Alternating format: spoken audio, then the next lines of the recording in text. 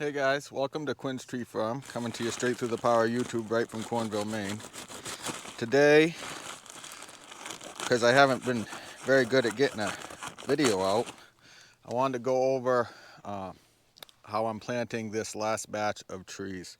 I have to go back from auger planting to dibble bar planting because the ground wasn't prepped. And the auger does very poorly in grass, especially grass that's growing. It gets bound up and it doesn't auger very well.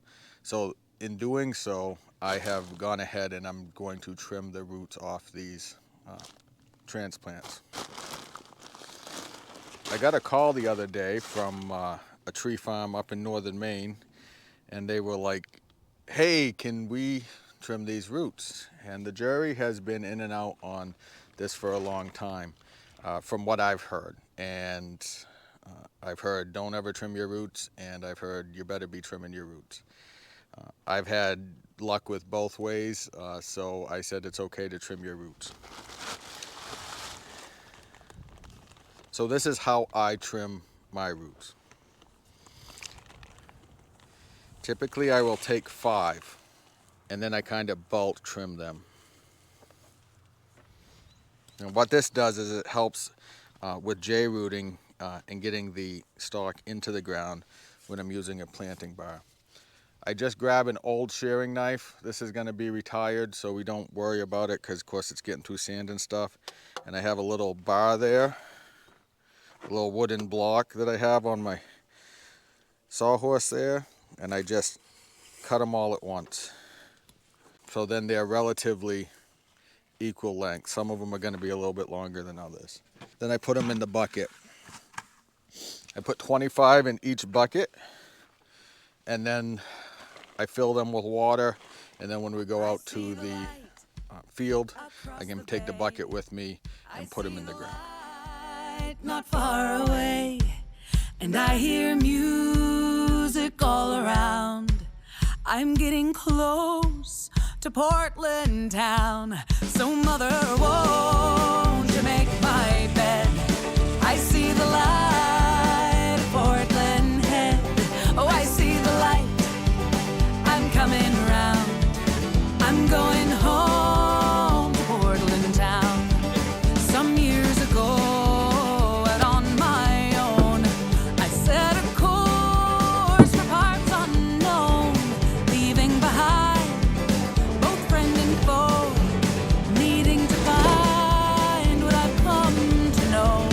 I watched the island fade away and bid farewell to Casco Bay, but it's been years. All right, so I fibbed to some people in passing, and I've told them that I don't even string a line or I don't mark my lines. And that was somewhat of a lie. And I don't mark my lines when I already have pre-killed the grass, which in turn is kind of my line markings. And I don't mark like every 5 feet. So I say I do a 7x5 grid, and it's kind of a loose 7x5. And that's just, I'm not too terribly concerned about exactly where the trees are, as long as I get a fair spacing. I do take this baling twine and I just stake out each row, and then when we use the planting bar, it's not too shabby to be able to mark where they need to go.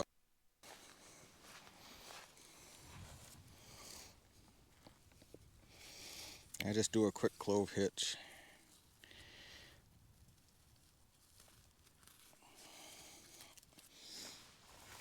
And that's good enough, straight enough for me. So I always like to wear gloves because if I have to jam things down in, sometimes rocks will get into your fingernails and it doesn't feel good. Don't like it. So I just take my planting bar and get as close to the string as I can, push down, give myself a nice opening. Probably should get me some trees. And then where they're kind of pre-wet, they'll be damp enough. So I get a handful out. I get them in the ground. I do try to get them as straight up and down as I can, but with these big stalk, it's not easy. And then my goal is to get as good soil contact as I can. This is not the ideal I found in wet soil because they have a tendency to pop out. But this is really good soil. And again, when you push to the backside, try to get as much soil contact as you can. To make my bed, I see the light of Portland Head. Oh, I see the light. I'm coming round. I'm going home to Portland town. Oh, I see the light across the bay. I see the light not far away. And I hear music all around. I'm getting close to Portland town. So mother of all, to make my bed, I see the light of Portland Head. Oh, I see the light. I'm coming round. I'm going home to Portland town. I'm going home to Portland town. I'm going home.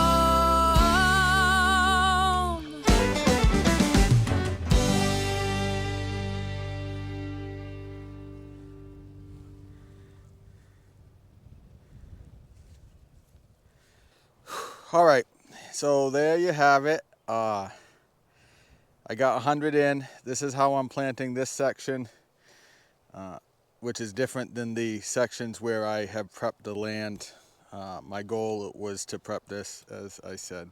So these are from Downey Tree Company. I also purchased from Downey Tree Farm and Berkey's Nursery. And then lastly, Robarge and Downey, Felix sent me 100 of his balsam to try out that are in the field this year as well.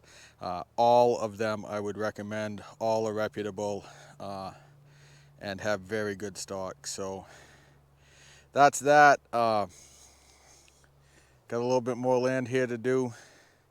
It's sunny. Finally got out of some rainy weather, and you know, I'd really rather feel bad in Maine than feel good anywhere else. So dare go, my friends. I'll see you soon.